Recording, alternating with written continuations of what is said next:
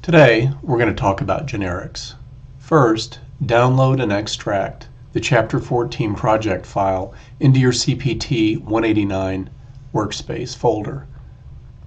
Next, we're going to import that project into Eclipse. It's an existing project, so we'll want to select the first option, and we'll want to browse to that folder.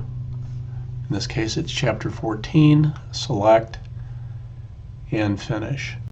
And there you can see that the project has been imported, and we don't have to recreate that code. You can just use it as it's downloaded from Canvas via zip file. So to start with, we want to take a look at the integer box class. This is a simple class. It has one variable, size. It's an int.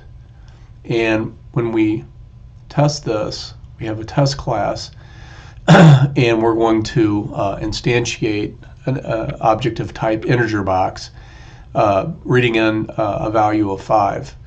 Now, the next thing I want to show you is, well, we can go ahead and do that. Let's just see what that looks like. And I'll comment these out. So we'll make this very simple. And you can see the area is 125. We'll go back and look at the integer box. The toString value basically takes the, since it's a box, each side is the same. And to get the area, we're going to raise it to the power of 3. And that will give us the area. Since each side is the same, we need to make sure we're clear about that. And that's where 5 times 5 times 5 is 125. And that's how that class works. Is it basically just takes in an integer and raises it to the power of 3 to get the area when you do the print screen. So the next thing we want to look at is what would happen then is if we had a decimal, like for example 3.5. Well, you can see there's an error, and we'll take a look at this. Okay, so a constructor passing in a double is undefined. So to be able to pass in a decimal, we would have to create another class called doublebox. And it's the same code, only the private variable is of type double instead of integer. Okay, you see the difference there? So we've duplicated the code basically just because we want to be able to pass in different variable types. What if we wanted to pass in a string value of 3 coming from a text file or what have you? Well, it won't work. We would have to write yet another program. So let's take a look at this one is to overcome this. We create double box, which would work. We'll run that, and again 3.5 is being read in, and 42.875 is the result of that. And if we wanted to pass in a string, we'd have to create yet another class. So let's come over here and say generics provide for a better architecture by eliminating redundant code. If you want to create an algorithm that processes the same no matter the data type, you want to reuse that code without duplication. So let's see how we do that. We've got an object here called generic box. And the syntax is a little tricky, but if we pay attention to this and see enough examples, it's not that difficult after some experience. So first, when we create the class declaration, we're going to put a value, and it can be any value. T is pretty common, so we'll start with T and just use the the normal convention there in the brackets, and they call those diamond brackets. So it's above the comma for the left and above the period for the right on your keyboard. And yeah, you see here T stands simply for type. So we have a private of type T, and we're going to call that variable T. When we have the constructor, we're going to pass in size. Again, it's type T, and this is a generic type. Okay, it can be whatever value is passed in, and it will store that in T. In the constructor, that value is passed in. The private variable is set to that value, and then we have setters and getters. And you can see here that when you do the set, again, it's type T, which is generic. It can be any type, virtually any type. I'll get into some caveats here in a second. And set the value to whatever is passed in, again, whatever type is passed in. And then for the getter, it returns a type T, which is generic. And that's how that works. Now, the toString method is a little more complicated. And in this case, we're going to parse whatever value is in T, the private variable T. We're going to parse that to a string. If it does not parse or cast to a numeric format, then we would return NA, not an error. We'll handle that with the try catch. We'll handle that number format exception and just return NA instead. And otherwise, we do the same using math power to raise it to the power of 3, and we print that out. So let's go into our test generic box class, and we'll run through some examples. The first example would be to have a generic box of type double, and look at how we instantiate the variable. We want to indicate that this is going to be of class double.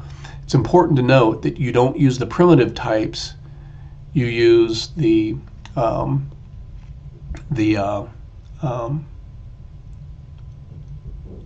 object version of that value. Integer spelled out capital INTGER. Double, string, float, capital FLOAT. These are wrapper classes, not primitive types. And the reason why is it gives you more flexibility, and it wasn't designed to work with primitive types. So in this case, we're going to create an instance variable called double box, and it's going to be a new generic box, again, of type double. We're going to pass in 3.5. Let's comment the rest of these out. We'll focus just on those.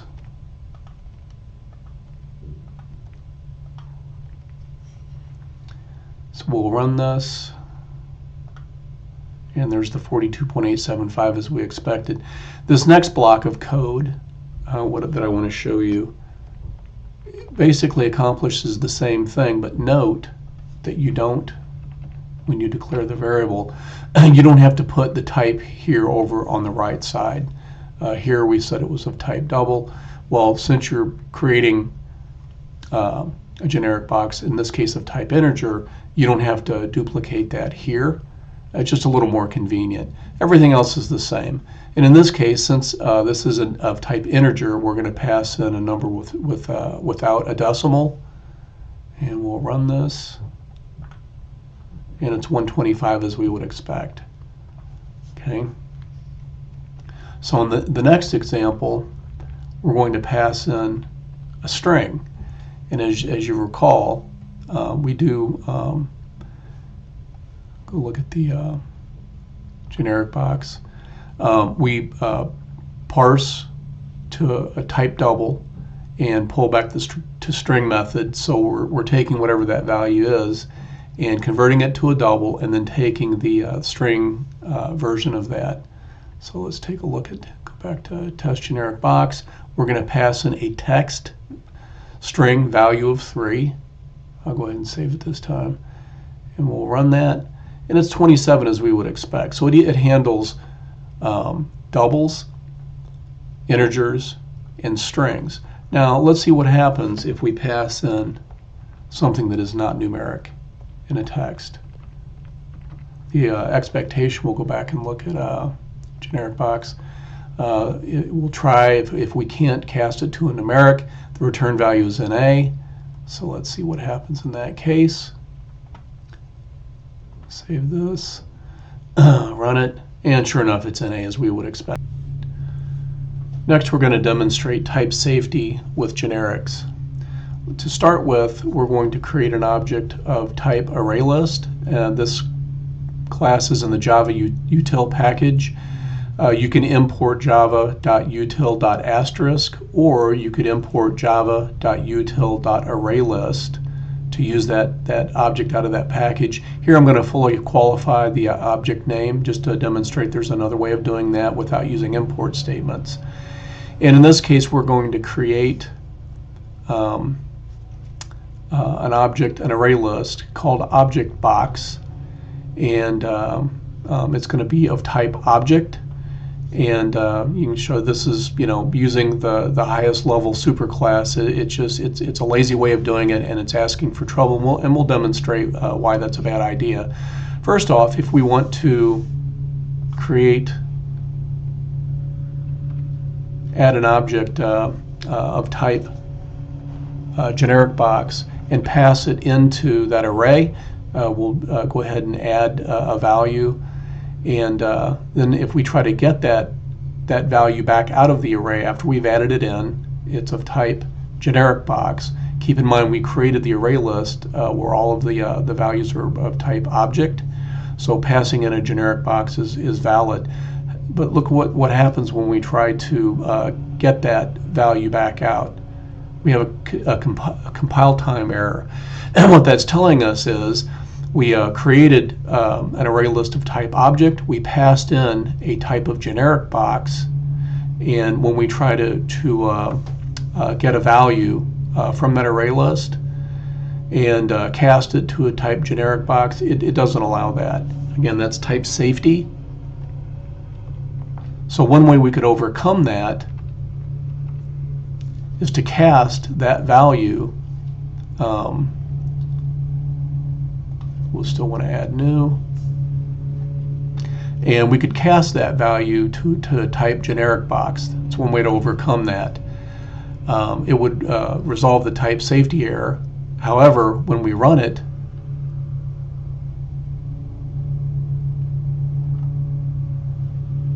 it works just fine. But what would happen if we sent in another type, say integer box?